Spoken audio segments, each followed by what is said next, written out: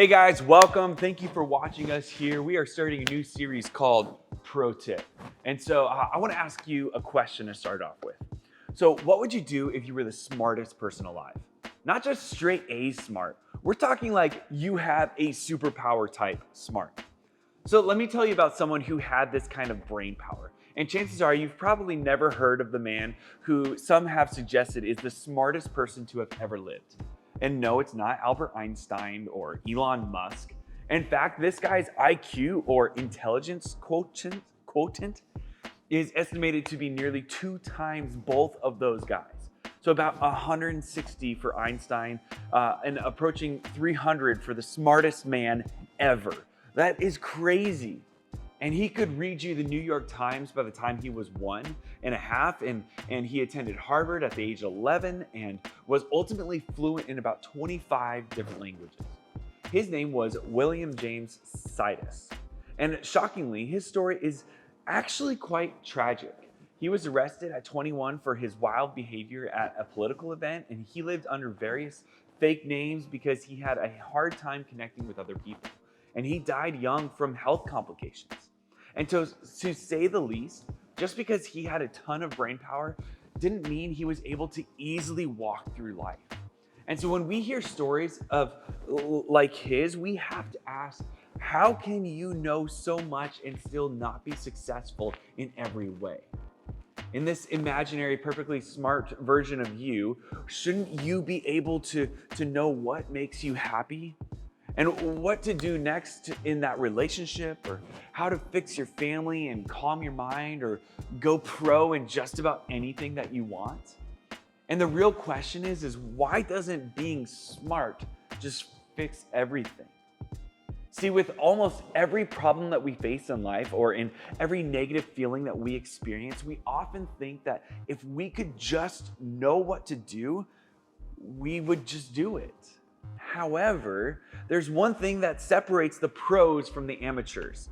The people who experience real peace, who live great stories, who lean into their most important relationships, have developed the one thing that makes you better at everything. And it's the thing that stands in the gap between what you know and what you do with what you know. So, how to apply what you know. So when, where, and why to apply what you know. And no, it isn't clickbait advertisement or a new Tom Brady protein shake. This is the real deal. See, what has to develop for all of us is not just our IQ, but rather our WQ. And I maybe just made that term up, but go with me for a second. If our IQ is a measurement of our raw brain power, how smart we can really be, and which there's nothing wrong with this, it's just a little overrated. So let's just let WQ stand for our wisdom quotient, or how much wisdom you have. And see, knowing a lot of things is cool and all, but if you don't do anything with what you know, if your life doesn't get better or you don't make people's lives better around you, is it really helpful if you just know everything? So let's just say that this coin that I have right here represents our on this side is our IQ, our intelligence. And on the other side, it's our WQ, which is our wisdom. So sometimes there are two sides. For example, let's say that your friend is saying something sarcastic or taking a light jab at you, and you may have plenty of IQ to come up with a clever, witty, and even hurtful response. But if you flip the coin to the other side, sometimes WQ tells you to keep those comments, as clever and witty as they may be, keep them to yourself. Or maybe you disagree with your mom about something and your IQ may tell you all the reasons why you're right and she's wrong and you should give her a piece of your mind. But if you flip it over, WQ tells you to treat her with respect and honor because she's your mom. Or one last example, let's say that you're around some younger kids and you know more because you're older than them, and your IQ would make it easy to correct them and point out everything wrong that they're saying or doing. But if you flip the coin over, your WQ tells you that to leverage the fact that you're older so you can show kindness and grace to people who don't know as much and you can really lead them. So do you see how it works? WQ is always greater than IQ. And not to shame anyone, but you probably should name a few pros in the field that were really talented or really rich or really smart, but their story hasn't turned out so great. And they made a poor decision and said some unkind words or started to feel entitled and stopped putting in the work to actually stay pro. And maybe if you're honest, you're a little worried that that's becoming your story, or you're not sure how to make you stay focused on what's important in the future. And if that's you, just be sure to hang around for this whole series, because we want to help you learn how to be a pro. And you know where the difference between the IQ and WQ is often on full display? We see it on social media. And you've probably seen plenty of people say some very complicated, maybe even sometimes smart things, and in some very unwise ways that hurt and belittle other people, or they cause division, because all they care about is showing who's in and showing that they are right. Ways that don't seem to be curious about learning or growing or hearing someone else's perspective. And that's actually pretty much the opposite of wisdom, because they just care about themselves and to prove everyone how smart they are. Wisdom, on the other hand, it doesn't know everything. Wisdom is humble and eager to learn more. Wisdom is curious about the struggles of others and what it's like on the other side of you. And it's self-controlled. It's willing to give up short-term pleasures today for long-term satisfaction tomorrow. Wisdom has experience, and it has come up clutch again and again. Wisdom is pro. So here's what's really amazing about WQ, wisdom quotient. We can all grow it, every single one of us. In fact, you have to, if you're going to actually have wisdom. And it's pretty much unlimited. People aren't born with an inability to be humble and teachable. That's a choice. Now, if there's a chance that wisdom really is the one thing that can make you better at everything, wouldn't it be amazing if we had direct access to one of the wisest people who has ever lived? The person who lots of people believe was the wisest person besides Jesus. So what if we actually have access to that person? What if we actually do? We learn from the authors of the Bible that a man named Solomon is one of the wisest people to have ever lived. And not only that, but he intentionally recorded his most important observations on life in multiple documents. One of them is called Proverbs. And it's important to note that Solomon was an incredibly successful person too. He was one of the wealthiest kings ever to live. In fact, his wealth back in the day would be about $2 trillion today. And in short, anything he wanted was his. In Proverbs, we get to learn from someone who is wise and whose wisdom led to having a lot of success in life. And his story is far more complex than that too, but it's a great place to start as we understand who we're learning from.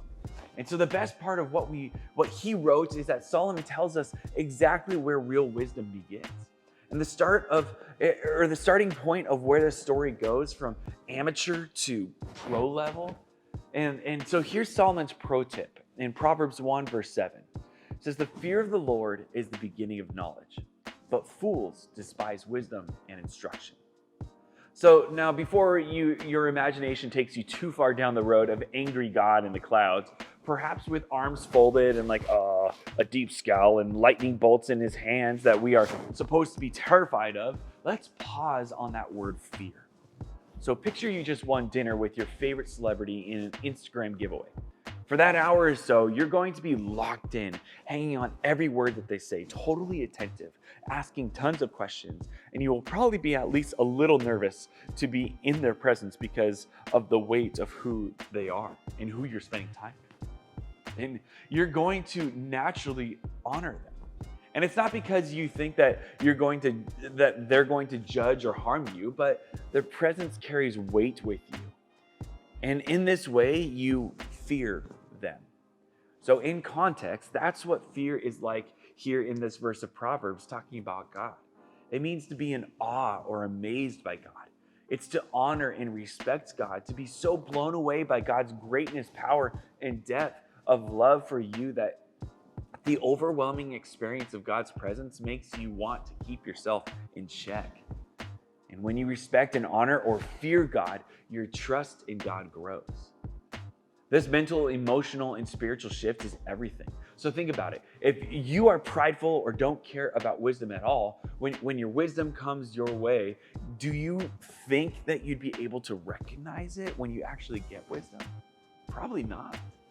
Because the beginning of wisdom takes being humble enough to be aware and aware enough to first acknowledge that you don't know everything, that your gut isn't always right, and that your feelings may sometimes lead you astray, that you need help and guidance from the one who loves and created you. That's the beginning of wisdom. So according to Solomon, it's the start of the journey to turning pro in the most important areas of your life. So here's the thing. Wisdom is all about perspective, and perspective is gained over time. And that's why we might picture someone older when we think about someone who is wiser. We could go through life experiencing all sorts of things, but gaining wisdom from those experiences takes intentionality and work. And it's not just more experiences that make you wiser, it's evaluated experiences. It's being curious about why you do what you do and what you could do differently next time. So when I was in my teen years, I cared a lot more about having fun than I did actually growing in maturity. And I thought that since I was young, I didn't need to mature and grow. And I felt like I was on top of the world and I was stuck in my ways. And I didn't realize that I was even being hurtful to other people. And there was one instance where I can remember hurting one of my friends, and I didn't take any responsibility for it. I cared more about how I looked than I did about helping my friend out. And I chose appearance over relationship. And what I did ended up being very hurtful towards my friend. And wisdom would actually have kept me from doing something hurtful in the first place. It would have made me realize the bigger picture. But I cared more about being set in my ways than respecting God's timeless wisdom. And by ignoring it, I made things harder for myself and others. And I hurt others, and I hurt my reputation. So until that failure, I thought I could just always figure it out. I thought consequences didn't apply to me and that I could be the exception to wisdom rules. Now, I understand that God's wisdom always points me to what's best for me. And I took steps to intentionally meet with people older and wiser than me, and start reading the Bible with the mindset that the words could guide me to what's best for me. And I also paid attention to what God might be saying to me. And I would also acknowledge that God might actually know what's best for me. Not, I know what's best for me, but God does. I finally was at the starting point of wisdom because I decided to see God with more respect, awe, and fear. And I really started to understand that wisdom is the one thing that can make you better at everything. So when wisdom is applied to any area of your life, it has the potential to make it better. It's not that your circumstances or your situations suddenly change, but wisdom will help you make better choices, avoid some mistakes, and help you determine what is truly best for you. And there are a couple of steps that we can all take in connection to what we're talking about today. Even if you're still deciding what you believe about God, I think that you'd agree that there is someone wise out there that can help you know what to do next with what you know now. Often these people are at least one stage ahead of you, and they've been where you want to go, and you can learn from either their successes or their mistakes. And they might seem pro in some area of life that we desire to grow in. And this doesn't mean that they're better or even smarter than us, but they do have more wisdom. Maybe it's a college student who can give you some perspective on what matters most in high school. Or maybe it's a teacher or a coach who can help you focus on what will enable you to break through to that next level in your sport. Maybe it's a counselor who can help you navigate what you're feeling and experiencing. Maybe it's your life group leader who can relate to the struggles and questions that you have in your faith. Okay, so if we want to go pro in more areas of our lives, what can we do now? Here are a couple ideas of steps that you can take right away. Number one, intentionally meeting with a trusted adult who has a little more wisdom than you in an area of life that's important to you. Better yet, meet with them regularly if you can, and go prepared with questions to ask so that you're ready to be a great listener. You might just wind up seeing God's wisdom through their advice.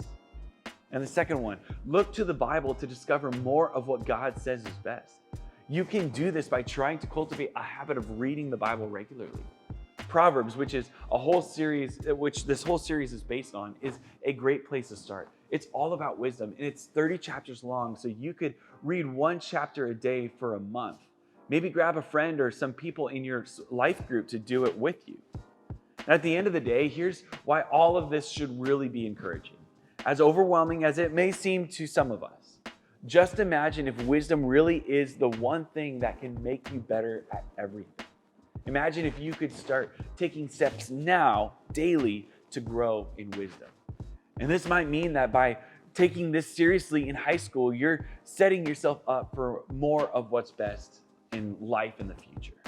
So let me pray for you as we close.